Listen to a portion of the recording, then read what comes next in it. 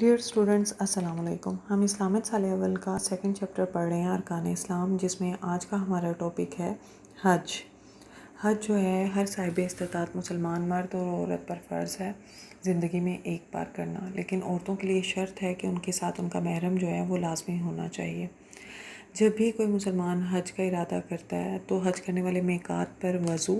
یا غسل کر کے احرام باندھتے ہیں اور وہاں پہ 2 رکعت نفل ادا کر کے قبلہ رو ہو کے حج کی نیت کی جاتی ہے۔ اس کے بعد 3 بار تلبیہ پڑھا جاتا ہے۔ حج کے واجب ہونے کی شرائط کیا ہے، مطلب کن لوگوں پہ حج فرض ہے؟ سب سے پہلے مسلمان ہونا، دوسرا حج کی فرضیت کا علم ہونا کہ اسے معلوم ہو کہ اس پہ حج فرض ہے، تیسرا بالغ ہونا کیونکہ نابالغ پر حج فرض نہیں ہوتا، اس کے علاوہ عاقل ہونا، عاقل سے مراد عقل رکھنا، اس کی ذہنی کیفیت جو ہے وہ ٹھیک ہونی چاہیے، کیونکہ اگر کوئی انسان پاگل یا مجنون ہے، اس کی ذہنی کیفیت ٹھیک نہیں ہے اور وہ صاحب استطاعت بھی ہے تو اس پہ حج فرض نہیں ہے۔ اسی طرح آزاد ہونا، کیونکہ غلام پر حج جو ہے وہ فرض نہیں ہے۔ اور نیکسٹ پوائنٹ ہے حج کے سفر پر قادر ہونا۔ اس سے مراد یہ ہے کہ آپ کے پاس اتنے پیسے ہوں کہ آپ حج کے اخراجات بھی برداشت کر سکیں اور اپنی غیر موجودگی میں اپنی فیملی کو جو پیسے دے کر جائیں تاکہ وہ بھی اپنی ضروریات زندگی جو ہیں وہ اچھے طریقے سے گزار سکیں، اتنے پیسے ہوں تب حج جو ہے وہ فرض ہے۔ ساتویں حج کا وقت ہونا، مطلب حج کا وقت ہو، کیونکہ سال میں ایک دفعہ جو ہے حج آتا ہے، حج کا مہینہ آتا ہے اور اس سال تمام دنیا سے مسلمان جو ہیں وہ اکٹھے ہوتے ہیں بیت اللہ میں اور حج کا فریضہ جو ہے وہ ادا کرتے ہیں۔ 2020 میں تو عجب ہی کیفیت ہوئی کہ عموماً دیکھنے میں آیا کہ حج کے موقع پہ لاکھوں لوگ جو ہیں وہ جمع ہوتے ہیں اور حج کا فریضہ ادا کرتے ہیں، لیکن اس سال اللہ تعالیٰ نے اپنے صرف کچھ مخصوص بندے جو ہیں وہ اپنے گھر میں مہمان کے طور پہ بلائے اور انہیں جو ہے حج کی سعادت نصیب کی۔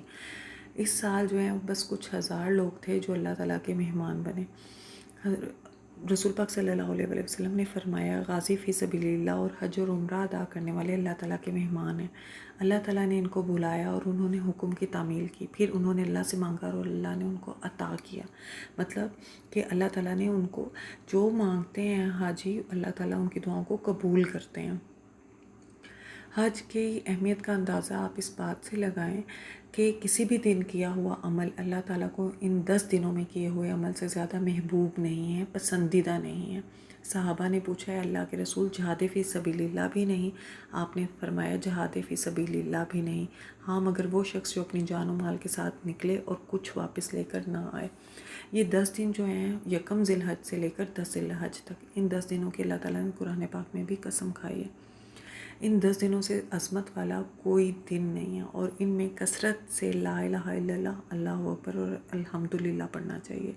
یہ اللہ تعالیٰ کی تعریف ہے۔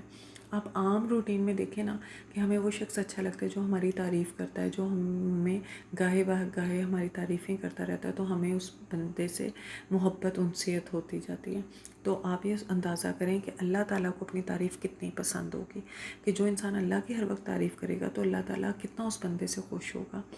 حج کی کتنی بڑا اعزاز ہے کہ جو انسان حج کے لیے جاتا ہے اور وہ ناسک حج کو اچھے طریقے سے ادا کرتا ہے اور اس دوران وہ اپنے ہاتھ اور زبان سے کسی مسلمان کو یا کسی بھی انسان کو تکلیف نہیں دیتا، تو وہ گناہوں سے ایسے پاک صاف ہو جاتا ہے جیسے اس کی ماں نے ابھی اسے جنا ہے۔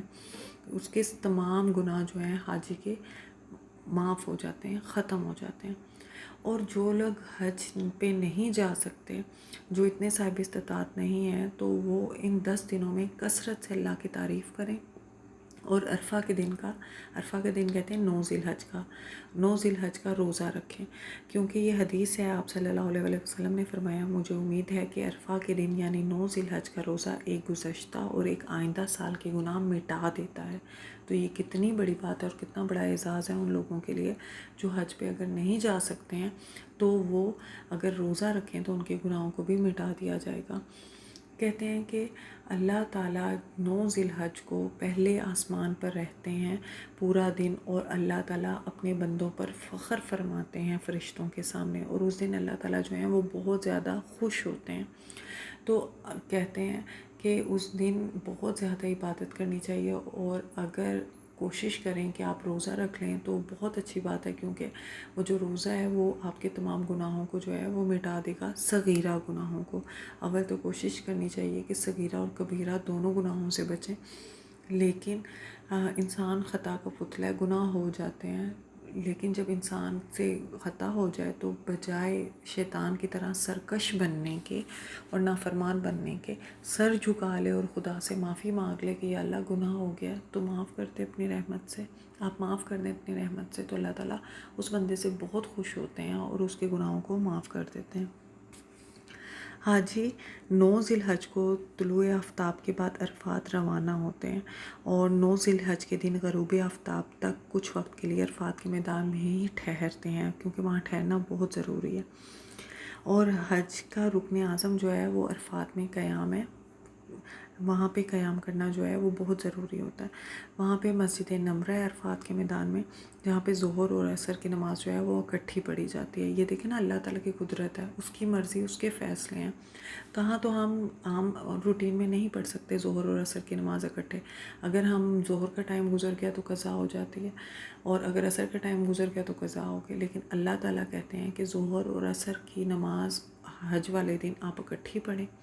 تو یہ اللہ کا حکم ہے، اس کی فرما برداری کرنی ہی کرنی ہے۔ اور تمام مسلمان جو حج کے لیے جاتے ہیں تو وہ ظہر اور عصر کی نماز جو ہیں وہ اکٹھے پڑھتے ہیں۔ ایک حدیث میں آیا کہ وہ شخص بہت بڑا گنہگار ہے جو عرفات کے میدان میں بھی یہ سمجھے کہ میری مغفرت نہیں ہوئی، مطلب اس کی مغفرت جو ہے وہ لازمی طور پہ ہو جاتی ہے جو بھی حج کے لیے جاتا ہے، کیونکہ جب ہم روتے ہوئے اپنے گناہوں کی معافی مانگتے ہیں تو واصف علی واصف کہتے ہیں نا کہ روتے ہوئے جب انسان دعا مانگتا ہے تو آنکھوں سے گرتے ہوئے آنسو جو ہوتے ہیں